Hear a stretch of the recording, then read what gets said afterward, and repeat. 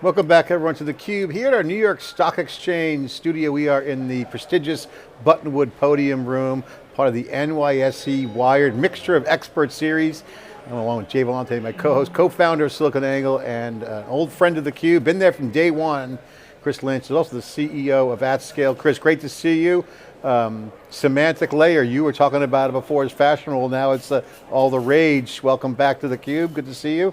You got John and Dave both. I know. How you I doing, feel brother? very privileged. Great. It's great to see you guys.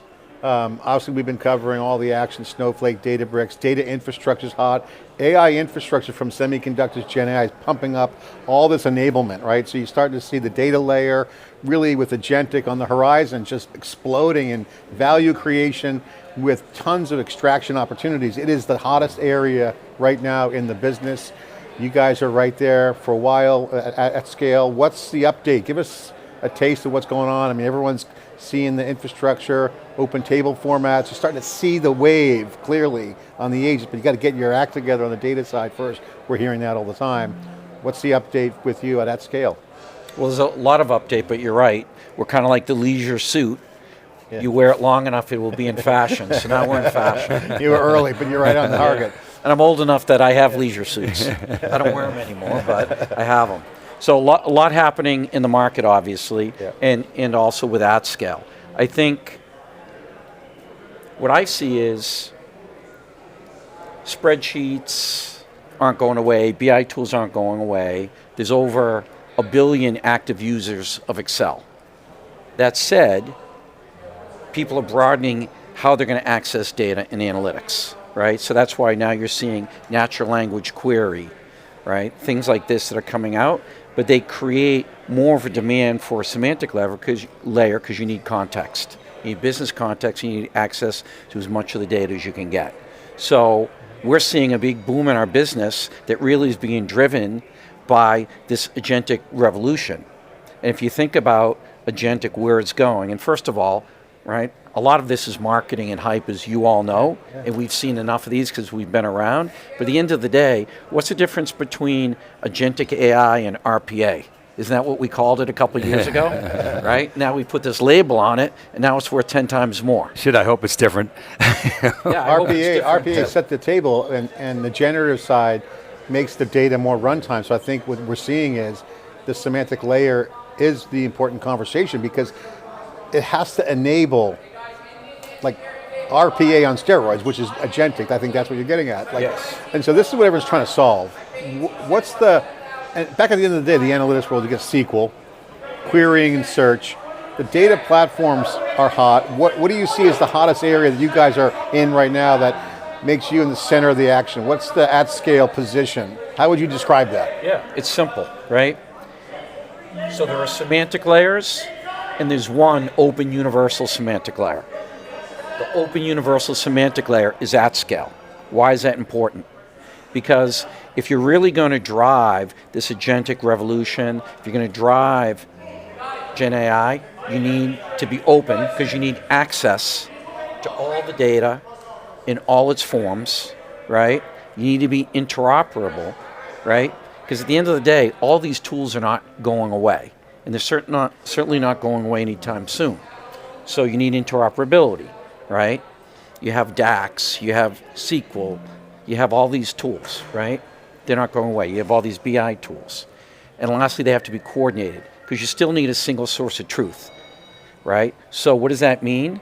It means you need an open semantic layer, a universal one that connects with all the BI tools, all the back-end systems, all the LLMs, not just one data lake. So the problem is, everyone's coming out, I know you guys are going to ask me this, so I'm going to answer it, and then I'll let you ask the question, because I do everything, as you know, ask backwards, right?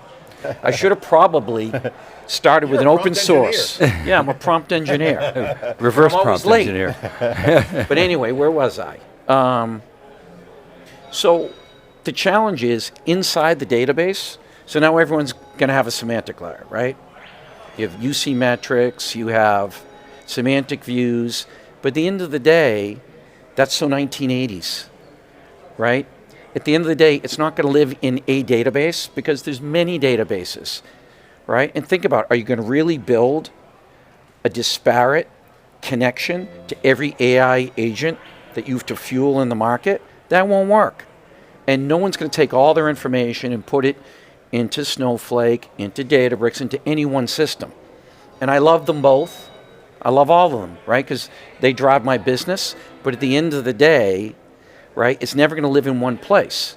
So a loosely connected system, so they can have their semantic layers, but it's got to roll up into one where no matter where you're getting access, it's open, it's interoperable, and it's coordinated so you get one result, one answer, no matter if you're a CEO that isn't smart enough to use, a BI tool or Python or anything, and you're basically doing, text to SQL, great. You still need the same answer as the guy that's using Tableau. Talk as to the guy the data. Using Power BI. So you're right about they're not going to throw away their tools. We've got a $50 billion business just built up around BI. However, the value equation is shifting. So I'm going to go right for the red meat. I mean, Snowflake was the hottest company on the planet, when it IPO'd. Ali Goetze comes out and says, hey, bring any data or any compute to any data. All of a sudden, the locus of control is moving out of the database up into the data catalog and the open governance layer. Those are all open source. So the value is even going further upstream. As you know, we had Justin in here yesterday, Justin Borgman. And Justin was saying, one Dave, of my wayward sons. Well, yeah, that's right, with Adapt. We brought up Adapt. That was his first company, right? You funded that company, right? Correct. And so he was saying, yeah, I think that those SaaS companies are coming into the domain of the data platforms. And I said, well, what about the reverse? The data platforms, they got the BI vendors who want context. They've got the process logic sits up at the SaaS layer, which Snowflake doesn't have access to. They need, you would think, a harmonization layer so that they can ingest the BI data. What you said was business context. That was a key phrase. Without that, I would think that they get pushed down to sort of data infrastructure, which is more of a race to the bottom versus the value up top. So how do you see that, and where do you see you guys fitting in that value equation? Sure. So first of all, I was joking. I love Borgman. He's a great guy. Yeah, awesome guy. Doing great with Starburst. Yeah. But they're a virtualization company, and they're basically a hyperscaler. They're going to compete against Databricks and Snowflake. Yeah. Right? All day long. I don't love that, Justin, but I wish you Godspeed. And by the way, this year you better support Tech Tackles Cancer. He backed out last year, so he's in my doghouse right now. He doesn't sing, but he can donate. I don't sing either. You've seen me perform. Oh, I see you sing. But anyway, he's an astute guy, and I do love him. And I think he's right, you're right. I think the real fight, today it's Databricks versus Snowflake. Tomorrow, it's Salesforce versus Databricks and Snowflake. It's Workday. It's the SaaS companies, right? Microsoft. Well, Microsoft is everywhere and nowhere, right, in this, right? I mean, they perfume the pig around fabric. They basically cobbled together all these broken toys. Remember, what was that Christmas show? Remember they used to have the Land of Misfit Toys? Misfit Toys, yeah. That's Microsoft in Seattle and their BI strategy. They put all these things, put them together, and they claim it's nobody wants a Charlie in the box. Yeah, but they've got 1 billion Excel users, right? They're not going away. They're everywhere. So this whole idea of there's going to be one super lake that's got everything, I don't buy it, right? It's never happened, right? People have tried it. You have dominant players Oracle's not going away. How much operating stuff runs on Oracle? Good luck challenging those workloads, right? So the point is, you need to have something. You got to connect to the Oracle. Connect it, right? Yeah. So it's okay to have semantic views and all that inside the lakehouse, but it's going to be connected to that superset, which is what AtScale is. But to me, that's going to be the fight.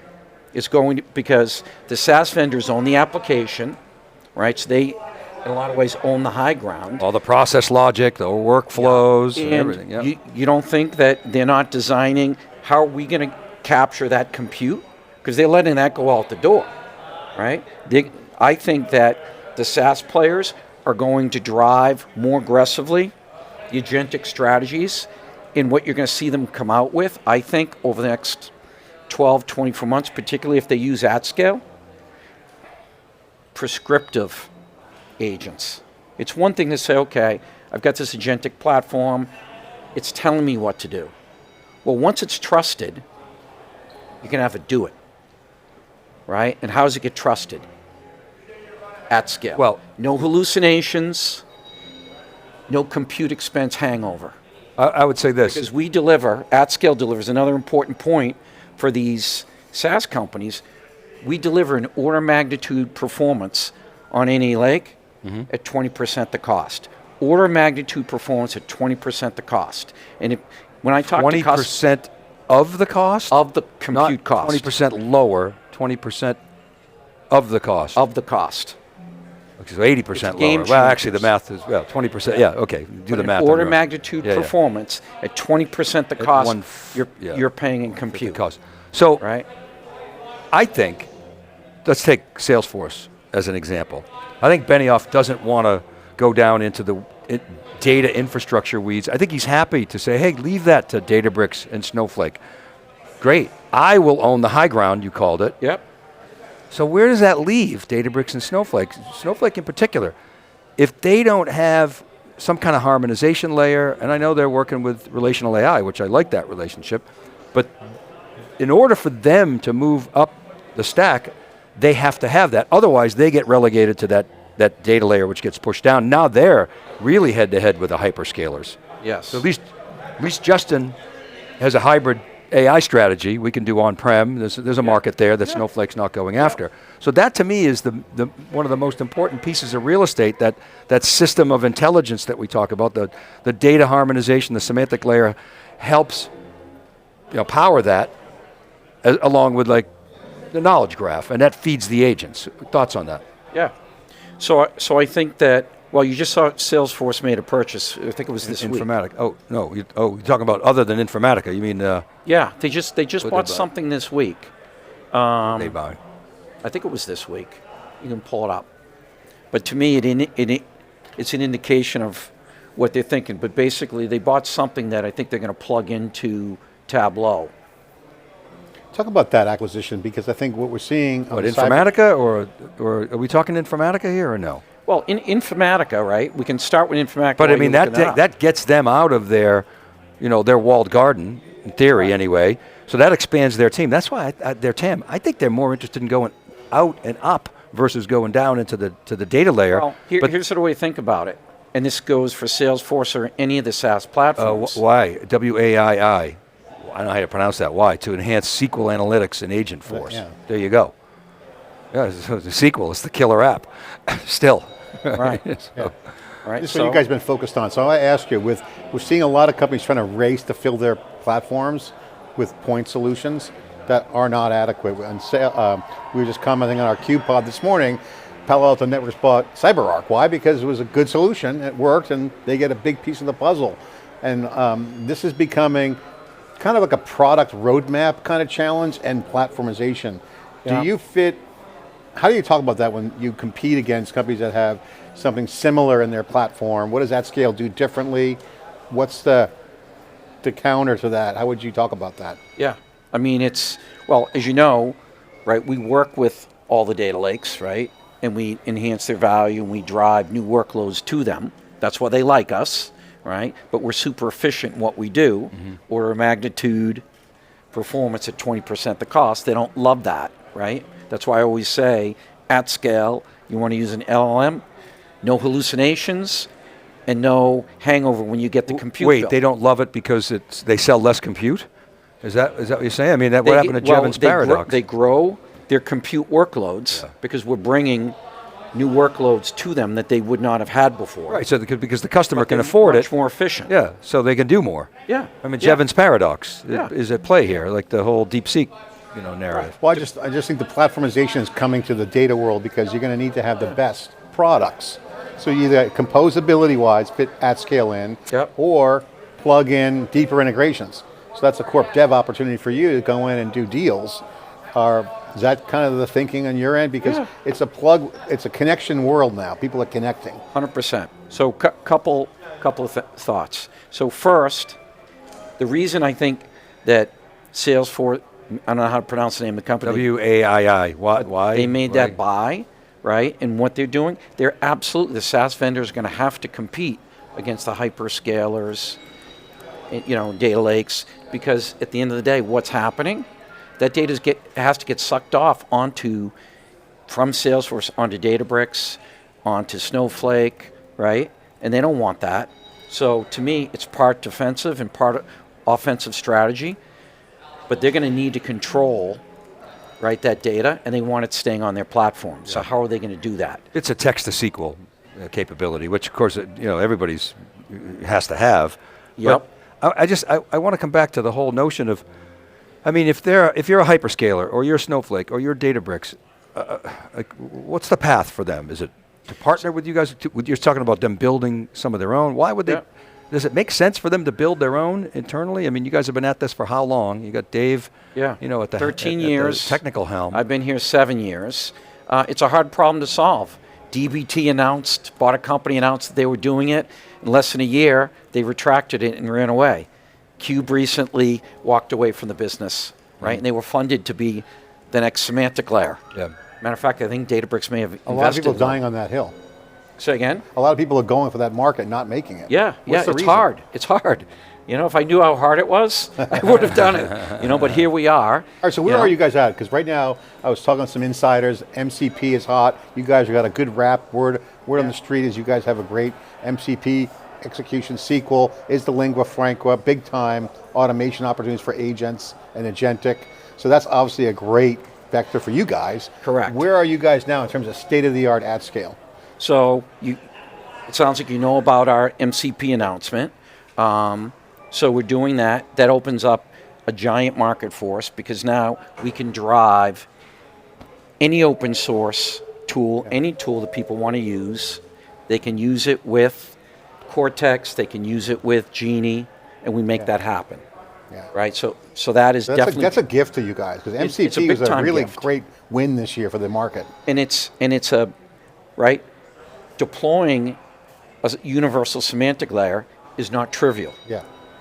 But being able to drive this integration with the agentic agents is simple, it's contained, so it gives us the velocity that we didn't really have 2 years ago when we have to go and sell this big monolithic software, enterprise software, right, to a Fortune 500 company. Yeah. But now we have 50 It's a game changer because the trust equation, delegating trust across the semantic layer is huge. Correct. Huge game changer in terms of capabilities. So agents won't work without this kind of connection. Bingo. And never mind when I'm talking about prescriptive agents where they're actually doing something. Yeah. So that's something. But I think as significant, we've introduced the semantic markup language. We've open sourced it to the world, right? So that language is tantamount to MCP, right? But it's basically connecting every BI tool and every semantic, right? So if people use the semantic markup language, they can connect all the semantic layers together, right? So you have one unified semantic. Yeah. So you can still have, so Databricks can have their in-database thing, Snowflake can have theirs, but the semantic markup language, as it gets adopted, then everyone is using the same tool set. It's interesting, Chris, not to go on a throwback, but if you look at Dave's background, it goes back to the old unstructured big data days. Yeah. All the successes like Databricks, Snowflake have come out of some derivative version of something there, like Databricks Spark, that was a Hadoop alternative, and then Data Lake. It seems like the winners today are having a DNA. So, okay, that's you guys, so props to you guys on that. The question is, what does that give you guys as an advantage today? Because you're surviving and thriving in the market pivot right now. The market's changing significantly with the MCP and the new intelligence layer, and SQL can be automated. Agents can handle all the SQL queries, just like querying it with voice, for instance. So you see in ChatGPT 5 out there, that's a signal to the user experience. Coding is the hottest thing in generative AI. So you're kind of in a sweet pole position here. Yep. What's that past experience do for you guys now as the fog lifts up, the complexity's gone, the failures are behind you on the other companies who have kind of tried to get to the finish line? It's like Mount Everest. The oxygen gets tight and then, only a few make it. So a few things. So first of all, we've got 14 years experience, right? Yeah. We have semantic engineers. Snowflake does not. Databricks does not, right? We have the expertise. 14 years of working through a lot of stuff with Fortune 500 companies, right? There's no one in the marketplace, including all the people you mentioned, that is more deployed Fortune 500 customers with a semantic layer than AtScale. Period. End of story. A modern one. I'm not talking about the... Yeah, and the evolution of the technologies too, as I said. Well, we've evolved. There's been advances come along the We way. haven't pivoted, but we've evolved, right? And we've grown with the market. And I think that's a big distinction between people opportunistically trying to come in and get out of the market. You know, it's definitely hard stuff, and it's not for the faint of heart. So obviously you see a lot of consolidation. I mean, vector databases, you know, were a standalone thing for a while. Everybody's now got a vector database. I mean, at what point does it make sense? I mean, what's the window of time when whether it's hyperscalers or, you know, the data platforms guys say, we have to own this. Doesn't make sense to go through the slog that you guys went through. Yeah. I mean, is that become a strategic necessity for these major players? Well, I'm still here, so they haven't. So, hey, Ali, call me. Or Sridhar, you can call me. Actually, both of you call me. I think that my guess is they think AI is just going to figure this out. Yeah, right. That's so I think what you get from them. they're waiting. So I think that's one thing. I think a second thing is structurally the way that they've run their businesses, right? Both in different ways are trying to put everything on their platform, right? So they kind of, you know, Google and Microsoft are their threat, and they point at them, right, for their proprietary big stack, but aren't they kind of doing the same thing or trying to? Yeah, and you know, it's interesting you say that because when you think about AI itself, it's almost like they forget about the data. They think about the algorithms and the LLMs and you know, the agents on top, but it's all about the data and being able to understand that data and interpret that data. You mentioned you're dealing with a lot of large Fortune 500 companies. What are you seeing with our research shows, and we talked about this with Justin, these guys are building on-prem AI stacks and hybrid stacks because they have the data that's proprietary. They don't want it leaking into LLMs. It's too expensive for them to put it into the cloud. They're not going to move their high-volume transaction systems into the cloud for the most part, so they're going to bring the AI to the data, and then they're going to build a digital representation of their enterprise that's going to feed that system of intelligence. So what are you seeing from the Fortune 500, the Fortune 1000 crowd? Yeah, so a bunch of things. So first of all, with regard to finish the thought on the question of like, well, is there strategic interest or why isn't there more?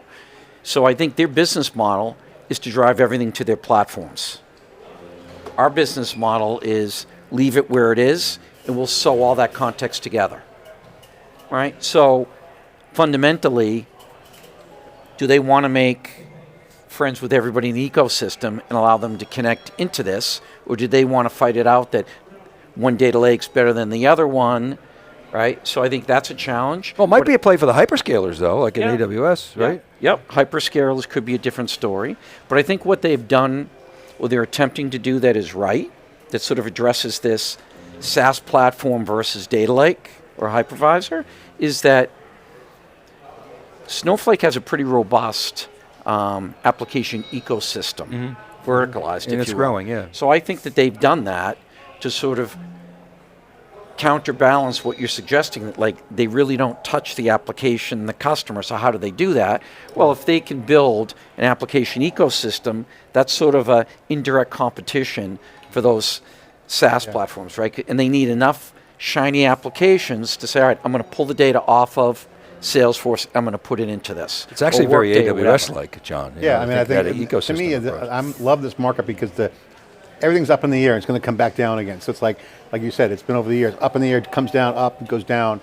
And I'm curious on what your strategy on the biz dev side is, because you're seeing a lot more partnerships on the biz dev, corp dev with a serious integration. Not just Barney deals doing some revenue sharing and go to market. There's like integration deals where there's actual protocols, real integration, which makes them a little bit meatier deals. Yep. So what are you seeing for you guys? What are you getting into? What are some of the use cases? Can you take us through some of the conversations and targets in the landscape where you're fitting in and where that explodes the value? Sure. So a couple things in terms of, right, and this is, my view, right? So what I think should happen, right, we're far and away the most advanced platform out there for semantics. Not even close. Not even close. And I know this is being recorded. So if anyone wants to challenge me on it, bring it. What's the key differentiator in your mind? If you say that you're far and away, what area? We're open, we interoperate with everything, and we coordinate everything. No hallucinations, no compute hangover. It's that simple. So efficient and high performant and low cost. Efficient, high performing, and we bring the context when no one else can. All right, so if you had to go look at the landscape, where would you plug in the ecosystem? So what I would like to see, Yeah. I'd like to see, and I'm going to advertise it now. I think that we should lead a consortium. And all of these players, Databricks, Snowflake, Google, IBM, Oracle, I don't know, who did I miss? Amazon. You throw them all in, All the data people. they should all participate in this. Remember the Open Software Foundation? Sure, OSF. Right? Yeah. Right? That drove Unix adoption, right? But there was Unix, there was Ultrix, there was everything, right? I believe we can do the same thing with an open semantic layer. If all of these guys support it, we've already open sourced the semantic engine, we're open sourcing the design studio, all the tools they need, right? And if they did that, and they paid me, I'd build them a proper semantic layer in database. And you'd make it open. I'd make it, well, If you get theirs paid. doesn't have to be open, right? Yeah. I build it for them. It could be whatever they want, but to exploit the functionality, the unique functionality of each data lake, but have it loosely coupled, connected into the open semantic layer, right? So that the customers get the benefit. So they still can compete. My lake's better than your lake, but you get one source of truth. Interoperability. Yes. You get unification. I mean, all standards, if you think about it, Dave, we talk about this on the CUBE all the time. There's always a de facto moment, whether it's TCP/IP or Open Software Foundation, Linux Foundation. The developers need to rally around something that everyone can agree on. That's why MCP is the biggest surprise this year, because that was kind of an organic evolution from the community that said, let's just use this. Now some will complain that A to A is better, but that's going to be figured out in Linux Foundation. They're going to take on that. So we'll see. I mean, but these are the moments where you have to have a layer that's interoperable, otherwise it doesn't work. Well, I think too, Chris, your vision, and John, it aligns with the whole movement toward open table formats and Iceberg. Right? What you just described, I mean, that's what customers want. Yeah. Why are they And taking... you answer your question. Fortune 500 customers, they bring us in because they use an internal semantic that's marketed to them, Google Looker or, semantic views or UC metrics, and it's not a semantic layer. It doesn't work, and it only works inside in the context of their database. I'll tell you something. And customers don't want that. Even if they're huge fans of one or the other or both. And so what do we see? We see more and more customers that are using both Databricks and Snowflake. Yeah, the overlaps, I mean, it's almost Right? 50%. So, and you're talking about vector databases, and what's the next thing coming? So what we know is there's always going to be a faster car. There's always going to be a new tool. Yeah, right? but they got to So ride how in do the you right. rationalize They got to that? have standards, right? Standards are key. I mean, fragmentation's a problem, but we drive on the right side of the road in America for a reason. So, I mean, there's got to be some standards there. But good to know that you're announcing a consortium on theCUBE. I mean, your point was interesting, and it reminded me that I had JP Morgan on recently, and we had this kind of conversation. Well, how do you harmonize this data? They said, we built it ourselves because we wanted to own that. We see that as a strategic advantage. And for them. For them. But now if they want to talk to another bank, they'll go through an MCP server. Well, it's just interesting that they saw that as a way to get their data act together so that they could apply AI. Right, so you got to believe they're ahead of most. If I have an agent book me a flight, I go through, say, my site, Expedia or whatever, it's got to jump to a payment rail. Okay, how is it going to jump to a payment rail? It could go and make a flight for me. It can go in, if there's an MCP server, okay, go to Delta, I book a flight, now I got to make a payment. That's a payment rail, that's got to go do something else. Where's going to delegate that authority? This is where it gets complicated. Everything breaks down when you start hopping over environments. And so this is the agent problem that no one's talking about. Well, that's what Google wants to solve with A2A, right? Because it's got state, man, and so.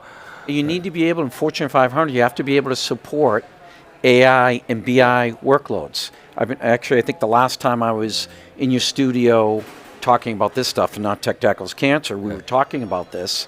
And when you think about what's happening in the marketplace, Fortune 500 company, right? There's no way they're standardizing unless they already are standardized on Microsoft. They're not standardizing on anything, right? And by the way, and I didn't mention them, but I'd love Microsoft to participate, and I think they should.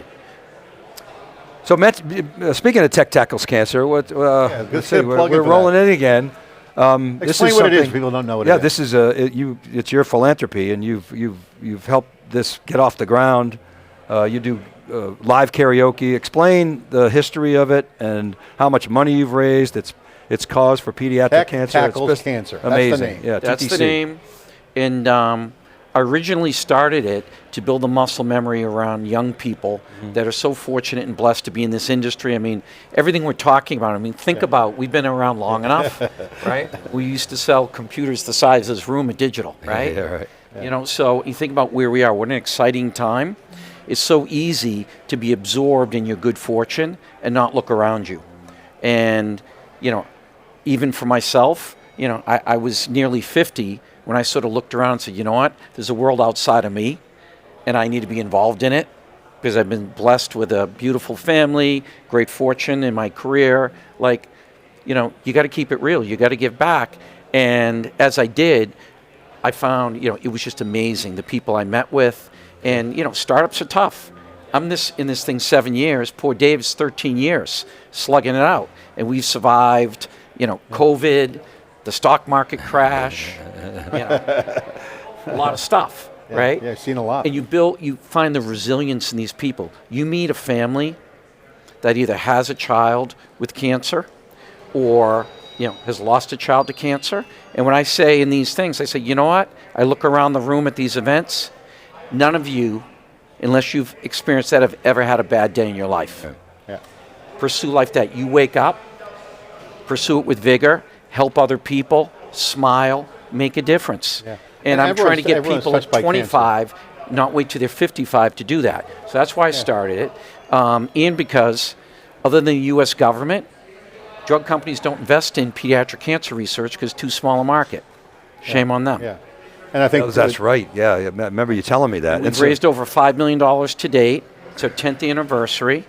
We now have Joey Kramer, Hall of Fame drummer from Aerosmith, involved, and his manager, Keith Gard. We're actually, before the next event, we're recording a record that I'm hoping that Joey can fit into his schedule to hopefully perform a little bit on it. Junior will be handling most of the drums and probably most of the vocals if it's going to be listenable. But Joey's been such an awesome supporter. He came to one of the events. He just got up. He's like, hey, this is simple. Kids need our help. Yeah. If I can say this, you can bleep this, right? And you have an annual party too, so it's tech people getting involved and donating to cancer, being involved as well.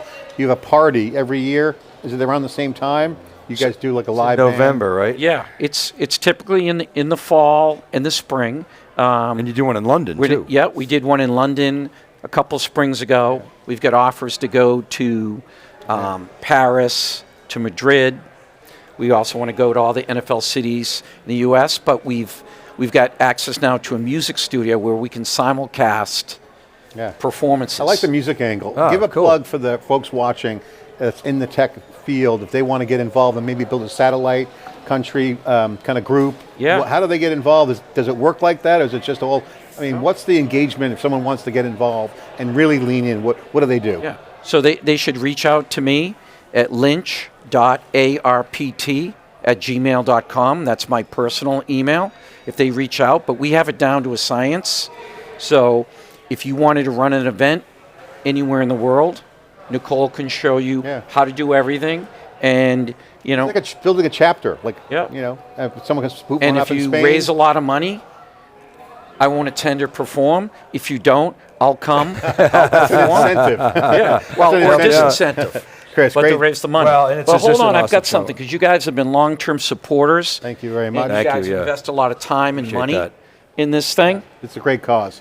And I got you 3XL for the hat, for you, John. I got a big head. I got a big head. Oh, I love it. I'm going to need this in New York. Bring your Actually, hat. winter's coming. It is coming. California, although people do wear these in Californias. And there's a video, if you go to the Deep Vibe website, they're another supporter, you know those guys. They made it a video of the last event. It's really cool and well done. Yeah, we collaborated with those guys. Our Yes. Ken Schiffman You guys and worked on the event, so and you Alex. see the video. Yeah, Yeah, great shirt. I love the design work. There you go. Good really job. nice. Yeah, fantastic. That's Thank for you, you. Chris. All right. Well, Chris, thanks for coming on, and thanks for the update. And I think, again, congratulations to you and the team. Seeing these waves and building on them, not only surviving and thriving, now we're at a pinnacle mark in the industry, and I think the semantic layer, whatever harmonization layer, there's different terms Dave and George Gilbert have been documenting. It has to kind of stabilize and scale. And by the way, AtScale is a great name for that at this point in time. So thanks for coming on. And It's my pleasure. It's great to see you Cancer guys. is a great cause. Thank you for all the support. And if you want to get the chapter, put a group together, it's a great mission to get behind. Tech tackles cancer. It makes a difference. We've all been touched by cancer in our lives, from some family member or friend. And there's tech actually being built out there with some of the great life sciences innovation, with some of the large scale AI factories out there, from NVIDIA, from the Dell. There's a ton of action happening. We're seeing a renaissance of new discoveries. So again, tech will impact cancer, but as a tech participant, great cause. Chris, thank you so much. CEO of AtScale. I'm John Furrier with Dave Vellante. Thanks for watching.